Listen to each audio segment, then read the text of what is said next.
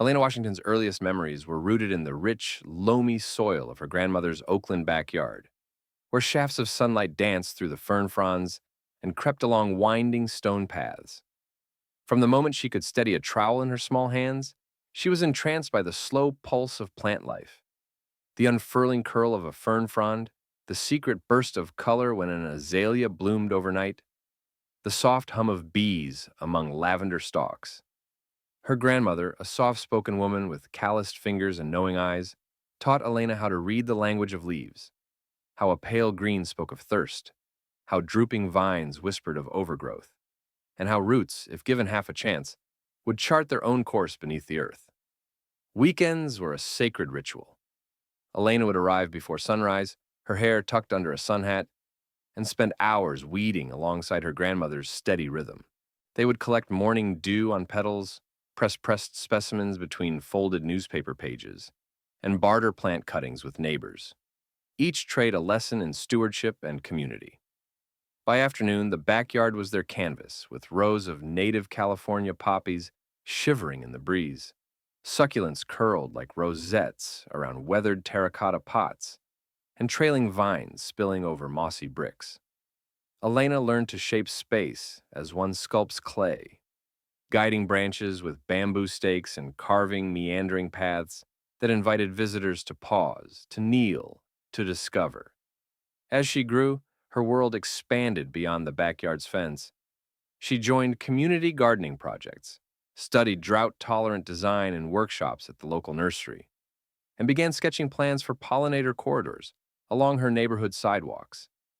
Every blade of grass, every petal, every crumb of earth felt like a note in an ongoing symphony of growth.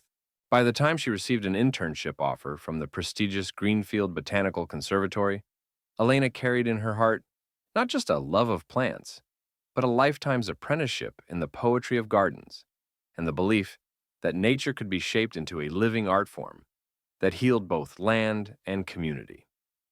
On the morning of the Big Spring Showcase, Elena arrived at the glass doors of the Greenfield Conservatory, carrying a crate of heirloom dahlias she had sourced from a collective of small growers in West Oakland.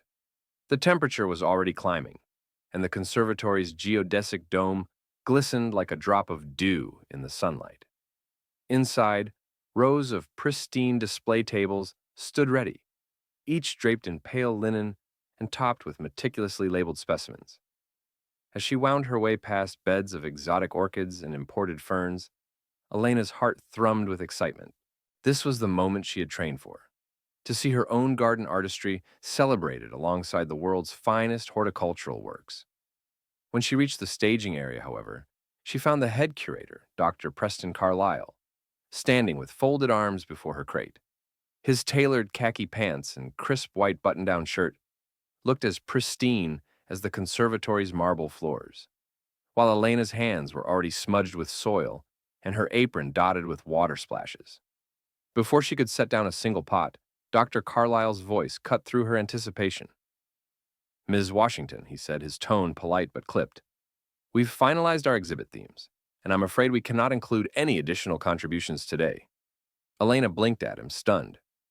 "But I was told that community growers could submit special specimens for the Heritage Blooms section," she replied, lifting her voice just enough to be heard over the bubbling fountain in the central atrium. She gestured toward her dahlias, vibrant, multi-petaled flowers in shades of sunset pink and burnt orange, each bloom cultivated with painstaking care. These dahlias represent decades of local horticultural history. They were selected specifically for this show. Dr. Carlyle nodded, but his eyes hardened. "Your enthusiasm is commendable," he said, "but our seasonal themes were locked in weeks ago. The spaces are reserved for alumni of recognized landscape architecture programs. We simply don't have room for outside installations this year."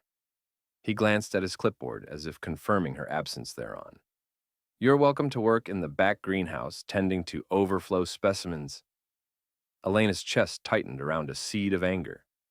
The back greenhouse was a cramped annex behind a steel door, far from the polished galleries where visitors marveled at crystal-clear ponds and cascading vertical gardens.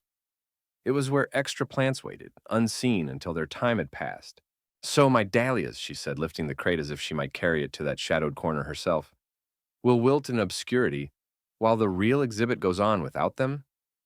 Dr. Carlyle's lips pressed into a thin line. I'm afraid so. Our curatorial board makes these decisions collectively. I'm merely enforcing our guidelines.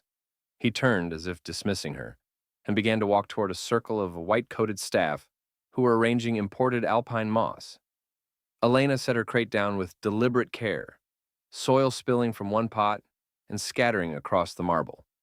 She knelt to gather the loose earth, her fingers trembling.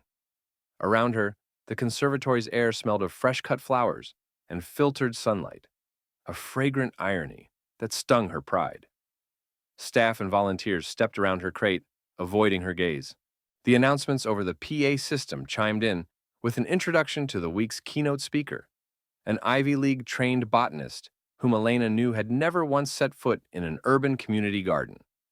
When the stream of visitors began to arrive, their eyes lighting with delight at each curated display. Elena's crate sat in the corner of the back greenhouse, pots arranged in neat rows, but deprived of any signage, lighting, or context. She watered them with trembling hands, each drop of water echoing how suddenly small and invisible she had become. And as the day wore on, she realized that no polite nods from the curator or official thank you at the end of her shift could erase the humiliation of knowing that, in a place dedicated to celebrating plant life, her own botanical voice had been barred from the stage. Yet even as each of her dahlias opened its petals under the rough light of the hidden greenhouse, Elena felt a fierce determination grow. If the conservatory would not welcome her blooms, she would take her garden to the streets and let the world decide which flowers belonged in the spotlight.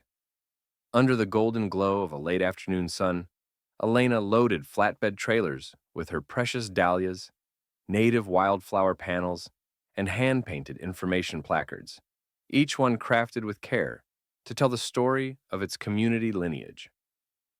As she rolled her makeshift garden onto the wide, tree-lined boulevard just outside the conservatory gates, curious passers-by paused in mid-stride. She arranged the colorful blooms in sweeping arcs, framing them with succulents in reclaimed wooden crates, and peppering the borders with potted sage and lavender that hummed with bees. Above each cluster, she placed a simple chalkboard sign, Oakland blooms, grown by neighbors, followed by the name of the local grower who had supplied those blossoms. A soft breeze carried the scent of geranium and rosemary into the street, mingling with the city's rumble. Children darted forward, their eyes wide at the riot of color, while elderly couples leaned on canes to read the placards that spoke of heirloom seeds passed through generations and pollinator corridors that once thrived along these very sidewalks. Elena stepped back and lifted her voice, steady, resonant, inviting everyone to explore. She told them how each plant had a story. The coral dahlia that survived last year's drought in a radio-tuned alley garden, the blue columbine that sprouted beside vacant lots, and the creeping thyme, grafted from a grandmother's kitchen hearth. Neighbors chimed in, sharing tales of watering schedules and seed-saving rituals as they walked amidst the blooms. By dusk, someone live-streamed the scene to social media. Viewers watched in real time as traffic slowed. Drivers rolled down windows to inhale the fragrance, and young artists sketched the petals glinting in the streetlights. Within hours, Dar Oakland blooms had gone viral. City council members tweeted admiration, local chefs offered to cook with the edible flowers, and environmental journalists hailed the pop-up as a celebration of grassroots horticulture. As night fell, Elena lit strings of solar lanterns that made the petals glow under the stars. She lingered beside her boulevard garden, listening to the soft murmur of conversations and the distant hum of traffic transformed for a moment into a shared chorus of wonder. In that luminous street-side exhibit, her carefully curated show had taken root, forcing the conservatory's doors to open wider in spirit, even if they remained physically closed to her flowers. As word of Oakland blooms spread, Elena found herself fielding messages from local reporters and garden bloggers, eager to cover her guerrilla exhibit. One morning, a film crew arrived on the boulevard, their cameras trained on the riot of color she'd grown from discarded crates and city asphalt. The anchor, a well-known environmental journalist, asked Elena to explain her show for the evening news. Standing amidst swaying dahlias, she spoke clearly into the microphone. That every bloom here had been nurtured by neighbors, that this living mosaic told the hidden stories of her community, and that a space dedicated to celebrating nature should never be barred by pedigree or privilege. That night, the network aired her segment, and viewers across the Bay Area saw Elena's statement in full. Social media ignited. Shares of the clip racked up tens of thousands of views within hours, as people tagged the Greenfield Botanical Conservatory's official account with questions like, "Why isn't this in your exhibit?" And "When will you feature community-curated gardens?" Civic forums buzzed with calls for the conservatory to open its gates to local growers. A Sunday opinion piece in the city's largest newspaper praised Oakland blooms as a grassroots masterpiece that speaks louder than elitist displays, while letters to the editor demanded an immediate response from the institution that had shut her out. Under mounting public scrutiny, the conservatory's board convened an emergency meeting. Inside their polished conference room, Dr. Carlisle sat at the head of a long table, flanked by trustees in tailored suits. Advisors circulated printouts of the viral video and excerpts from news coverage, each headline underscoring the conservatory's growing embarrassment. One trustee, formerly indifferent, looked up sharply from her notes. "We're facing a PR crisis," she said. "Our refusal to include community voices is now headline news. We need to act." Dr. Carlisle opened his mouth to defend the existing themes, but the senior trustee held up a hand. "The public is demanding inclusion," she insisted. "We can't just post an apology. We need tangible change. Today." That afternoon, the conservatory's director of communications drafted a public statement. Under the institution's ivy-covered stone facade, the announcement appeared on their website and social channels. In light of Elena Washington's outstanding community exhibit and the public's enthusiastic response, the Greenfield Botanical Conservatory will immediately integrate a new community-curated gardens section into our seasonal programming. A call for submissions will open next week. Accompanying the statement was an invitation to Elena herself to co-chair the selection committee. Within moments, community members flooded the conservatory's inbox. Veteran gardeners offered heirloom seeds, schools proposed student-run pollinator gardens, and cultural collectives pitched botanical installations reflecting their heritage. Meanwhile, Elena watched the announcement with a humble smile, her dahlias still glowing under the boulevard lanterns, as the institution that once barred her now raced to embrace the very community she'd showcased.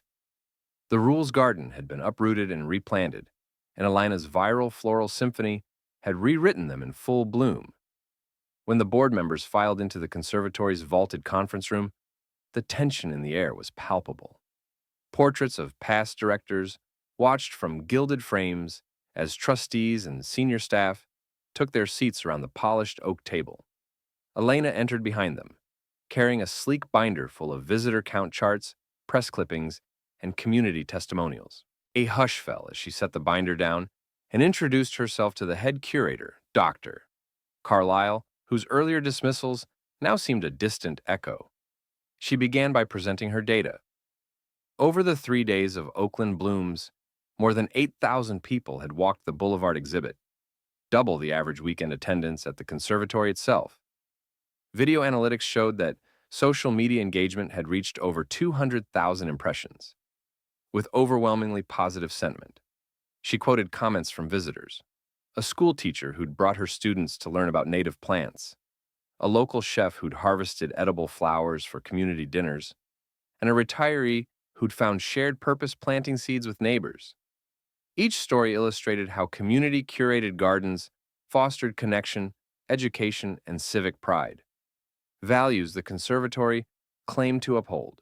Next, Elena unfurled her proposal: the creation of 3 dedicated community-curated garden plots in the main exhibition grounds, to be selected through an open call and judged by a panel of local gardeners, artists, and horticultural experts.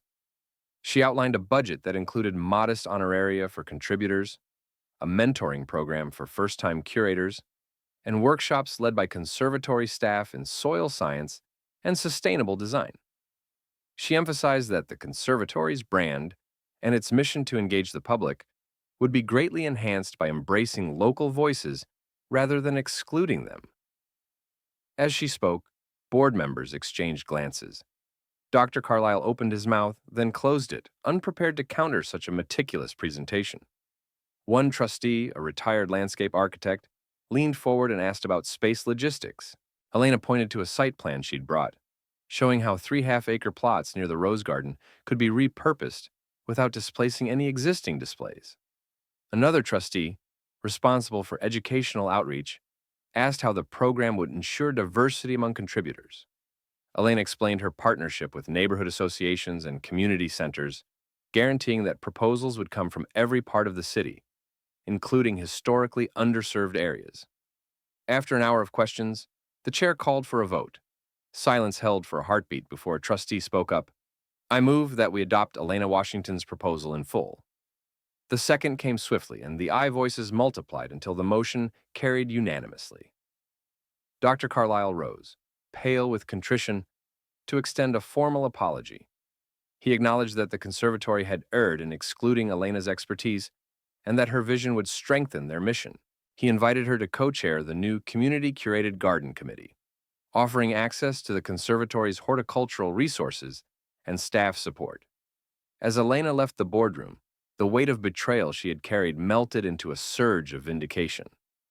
The walls of exclusion had given way, and in their place sprouted a new policy, one that would ensure every gardener with a story to tell would find a welcome stage under the conservatory's glass domes. Her curated show had not only forced their hand, it had rewritten the rules by which gardens would grow in that storied institution. The following spring, Elena returned to the conservatory not as an intern, but as co-chair of the newly formed Community Curated Gardens Committee. On a crisp morning, she unlocked the ornate wrought iron gates and led a diverse roster of neighborhood growers, artists, and educators through rows of budding magnolias toward the designated plots. The air smelled of fresh mulch and possibility. First on the agenda was the call for submissions. Over 200 local gardeners had responded, offering everything from native medicine herb arrangements to guerrilla-style pollinator mosaics. Elena and her fellow curators, an urban permaculture specialist, a muralist who painted botanical wall art, and a retired schoolteacher who taught children to grow sunflowers, gathered under a tent to review each proposal. They pored over glossy photos, hand-sketched site plans, and personal essays describing community bonds formed through shared seed saving. Each submission carried the weight of dreams. An immigrant collective hoping to plant coriander and cardamom at the city's edge. A youth group teaching at-risk teens to cultivate vegetable spirals, and a folk herbalist preserving indigenous plant lore in living memory. As the morning sun climbed, the committee debated fiercely yet respectfully. One member argued passionately for the youth garden, noting its social impact. Another championed the pollinator corridor's critical role in urban ecology. Elena reminded them of the board's mandate to amplify underrepresented voices and foster connection across Oakland's many neighborhoods. By noon, they had narrowed the field to 3 finalists. With careful strokes of her pen, Elena recorded the selections: a sunflower labyrinth grown by children from 3 elementary schools, a spice garden quilt stitched together by immigrant families sharing recipes, and a tapestry of native perennial wildflowers sewn by volunteers from the local Environmental Justice Coalition. Over the next weeks, Elena worked closely with each group. At the Sunflower Labyrinth site, she showed teachers how to build simple bamboo trellises and compost trenches. With the Spice Garden Collective, she taught marinade techniques that embedded cultural stories into plant labels. And alongside the Environmental Coalition, she led workshops in soil testing and seed saving, ensuring the wildflower tapestry would bloom year after year. Conservatory staff provided tools, greenhouse space for seed starting, and technical advice, while Elena brokered partnerships with local suppliers of recycled wood and rain barrel systems. On opening day, the 3 gardens stood in triumphant contrast to the conservatory's formal rose beds. Children led labyrinth tours, chattering with delight as they traced the twisting paths of golden sunflower stalks. The spice garden filled the air with coriander and cumin, and visitors shared stories of family recipes passed down through generations. Along the wildflower tapestry, a banner proclaimed Roots of Resistance, and volunteers handed out seed packets of California poppy and yarrow, inviting each guest to sow their own patch at home. As the crowd flowed between plots, Elena noticed Dr. Carlyle, once so guarded, working alongside a young gardener to position a slate marker. He paused, wiped his brow, and offered her a grateful smile. Together, they watched a group of elders from the Environmental Coalition recite the Olone Land Acknowledgement under the dappled shade of a manzanita.